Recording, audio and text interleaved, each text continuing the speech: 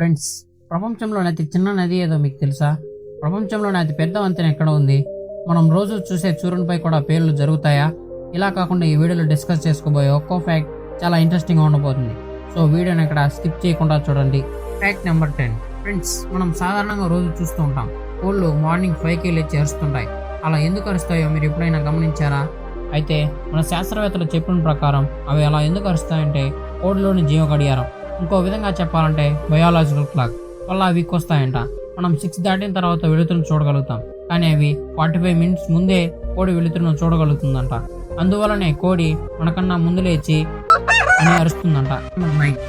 కొంతమంది ముక్కును చూసినప్పుడు పొడుగ్గా పొట్టిగా ఉండడం మనం చూస్తూ ఉంటాం. అయితే ఇతని ముక్కు ఏకంగా 19 సెంటీమీటర్లు ఉంది. ఇతని పేరు థామస్ వాడౌస్. ఇతను 18వ శతాబ్దంలో నివసించిన ఒక ఆంగ్ల ప్రదర్శనకారుడు. ఇతని ముక్కు 7.5 అంగుళాలు మరియు 19 సెంటీమీటర్స్ పొడవుతో ప్రపంచంలోని అత్యంత పొడవైన ముక్కును కలిగి ఉన్న వ్యక్తిగా ప్రసిద్ధి చెందాడు. ఇతని ముక్కును చూడగానే నాకు చాలా ఫన్నీగా అనిపించింది. మీకు ఎలా అనిపించిందో కామెంట్ చేయండి. Fact number 8. ఫ్రెండ్స్, మీరు వర్షం వచ్చినప్పుడు మట్టి వాసన పీల్చుంటారు కదా? అయితే నిజానికి ఆ సువాసన కేవలం మట్టి నుంచి మాత్రమే కాదు, కొన్ని ప్లాంట్స్, థండర్స్, రెయిన్ వల్ల వస్తుందట. మట్టిలో ఉండే స్ట్రెప్టోమైసెస్ అనే బ్యాక్టీరియా థియోస్నిన్ అనే రసాయనాన్ని విడుదల చేస్తాయట. అలాగే వర్షానికి మొక్కలాకుల్లో ఉండే టాఫిన్ అనే కర్బన సమ్మేళనాలు బయటకు వస్తాయట.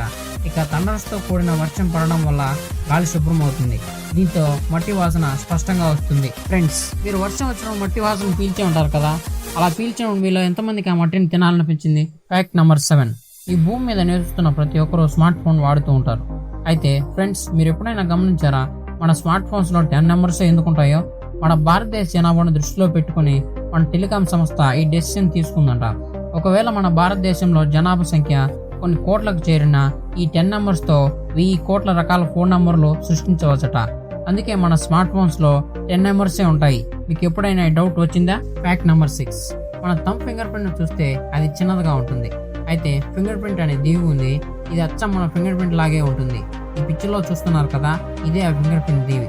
ఈ ఐస్లాండ్ యూరోప్లోని క్రొయేషియాకి చెందిన ఫింగర్ ప్రింట్ ఆకారంలో ఉండే దీవి కూడా ఒకటి. అక్కడ ప్రజలు దీన్ని బాల్జనాక్ ఐస్లాండ్ అని పిలిచేవారట. అక్కడ ఐస్లాండ్ కంటే ఇది చాలా ప్రత్యేకంగా ఉండేదట. ఎందుకంటే ఇది 3 అడుగుల గోడలు ఒక పజిల్ ఆకారంలో నిర్మించి ఉండేదట. దీన్ని ఆకాశం నుంచి చూస్తే అచ్చం ఫింగర్ ప్రింట్ లాగే ఉండేదట. అందుకే అందరూ దీన్ని ఫింగర్ ప్రింట్ ఐస్లాండ్ అని పిలిచేవారట. అయితే ఈ గోడలను 16, 17వ శతాబ్దంలో రైతులే రాళ్లను తీసేసి పంటల కోసం గుహలను నిర్మించారట. Oh my God. Fact number 5. మన బాడీ వెయిట్ ని మోయగలుగుతుందని మనందరికీ తెలుసు.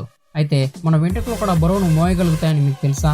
మన తలలోని ఒక్కో వెంట్రుక 100 గ్రామ్స్ వెయిట్ ని మోయగలుగుతాట. మన తలపై ఉండే హెయిర్ మొత్తం 12 టన్నుల వెయిట్ ని మోసే సామర్థ్యాన్ని కలిగి ఉంటాయట. వింటుంటేనే ఆశ్చర్యంగా ఉంది కదా? Fact number 4. పావురాలు మనందరం పెంచుకుంటూ ఉంటాం. అయితే పావురం ఎముకల కన్నా పావురం ఈకలు బరువు ఉంటాయి. దాదాపు 26 మైల్స్ దూరంలో ఉన్న వాటిని కూడా గుర్తిస్తాయట. ఇవి సెకనుకు 10 సార్లకు పైగా రెక్కలు ఆడిస్తాయి. 16 గంటల పాటు విశ్రాంతి తీసుకోకుండా ఎగరగలుగుతాయి. Fact number 3. భూమి మీద అగ్ని పర్వతాలు పేలుతుండడం చూస్తూ ఉంటాం. ఆ శబ్దాలను వింటూ ఉంటాం. అయితే సూర్యుడి మీద కూడా పేలులు జరుగుతాయి. ఆ శబ్దాలు మనకు వినపడవు. ఎందుకంటే సూర్యుడి వెడల్పు 7 లక్షల కిలోమీటర్ల పైనే ఉంటుందట. ఆ వేడి వల్ల సన్ ఉపరితలంపై ఎక్కువ ఎరప్షన్స్ వస్తుంటాయి. వీటినే సౌర జ్వాలా శబ్దాలు అంటారు.